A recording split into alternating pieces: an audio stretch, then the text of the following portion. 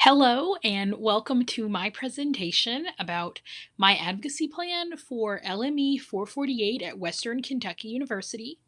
I did my advocacy plan on the World Goal Zero Hunger. To begin, I'd like to introduce myself. My name is Amelia Tucker. I'm a student at Western Kentucky University, majoring in agriculture education. I've grown up in the industry, a lifelong agriculturalist, which has made me passionate about food and service and community.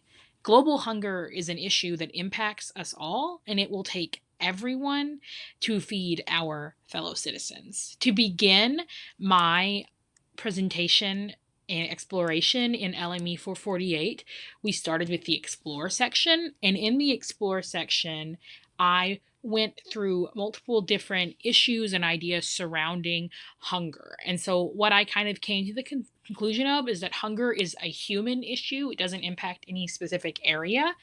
We need to close the gap between the farm and the plate, people's understanding, and also that producers need to be better compensated for the food that they do produce so that they can produce more. We began by looking at problems on the local level, so near my community. This included market access issues, diseases and pests, gender inequality, social barriers, but most specifically, limited technology access of farmers that was impacting their production levels. Moving to the national level, we saw the variability of climates, the gaps in infrastructure, land tenure issues, economic inequality, but the largest issue was limited access to financial services such as loans that many farmers and producers faced. On a global level, things such as climate change, resource depletion, ecosystem degradation, global supply chain disruptions, and the inequality in access to resources that has led to small farmers in smaller, less developed countries being unable to produce for their communities. All of this came together in identifying the targets I would look at throughout my presentation, which included sustainable food production and resilient agricultural practices, and to double the productivity and income of small scale producers.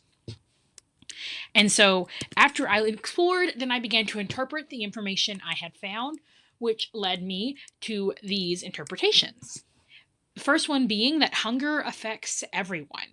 Here you can see a chart from the United Nations that shows that while in the United States, hunger might be less than 5% of people globally, it's much, much more. With some countries, if we move towards Africa and Asia, having over 35% of their population experiencing hunger. The second thing that I interpreted was that we waste pointlessly. I looked at the idea of ugly food and that there is food that is perfectly nutritionally dense and safe, but that's thrown away because it does not aesthetically pleasing. And the third thing that I discovered and through my interpretations is that food is not far away. This chain shows the closeness of food chains and farmers markets to each of us, being that unless you live in a food desert, food is not coming from far away from you, and we should work to better work on these close ties. Also, in the interpret section, I began to do some research. So I sent out a Google form asking people about their perceptions of agriculture and its advancement through the lenses of hunger and sustainability. The form itself was very long and detailed, and I have some of the results that I'd like to share. For example, it was interesting to see that the majority of the people who chose to fill out the form came from a rural background, with over 64% of people who filled out the form coming from that background. It's interesting that they chose to fill it out and had passion about hunger. Furthermore, when asked to rank the following statement, small farms have less opportunities for success than their larger counterparts, over 22 people, 41% of the subject found that to be mostly true. Interestingly enough, though, when asked the question, do you believe that hunger is a result of food scarcity or a distribution issue, the results varied. Some people found it to be a food scarcity issue, some people found it to be a distribution issue, but many found it to be a mix of both. And the last graph we'll look at, when asked what barriers prevent small farms from adopting new technologies, the overwhelming majority selected things such as high cost and risk of investment not paying off, meaning that those monetary effects of sustainability very, very weigh heavily on the rural community and on farmers. And that if we wanted to double the income of small scale producers, like we suggested earlier in the targets, that would greatly impact their ability to adopt new technologies. After we explored and interpreted, we then began to brainstorm.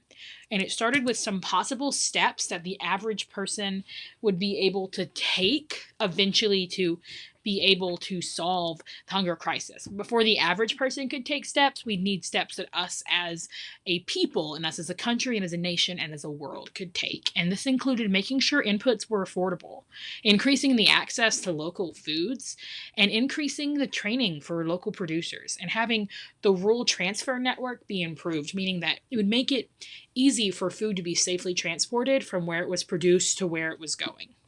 After looking at these goals, I sat down and thought, what could the average person do to impact this, and created a digital poster. So this included solutions that we ourselves could impact in our individual lives, including increasing food pantry donations, advocating for policy changes, and widening the reach of extension services by using them ourselves. And so these were just ways to show that what an average person could do, which very much connects to our next section, being the proposed section. Here, we took all of our research and thoughts before and put them into something we could share with others, and that is a PSA. I created a PSA called Be the One.